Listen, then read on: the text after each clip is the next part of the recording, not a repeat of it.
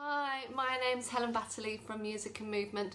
I'm an early childhood movement and physical activity specialist, and I'm delighted to announce that I'm going to be working with Miracle Minds and Kaleido Education, delivering some training for them.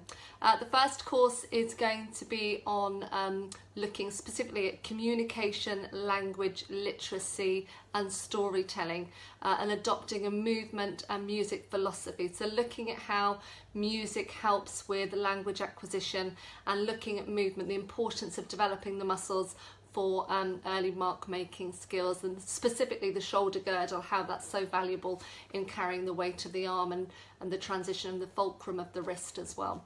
So we're going to be looking at all of those. Delegates will be taking away lots of practical activities, lots of ideas that they can use immediately in their setting. They're also going to understand the science behind it. We're going to be looking at real evidence-based practice and scientific research, so that everything that we're doing is underpinned with that evidence-based practice. So it's really valuable for what we do.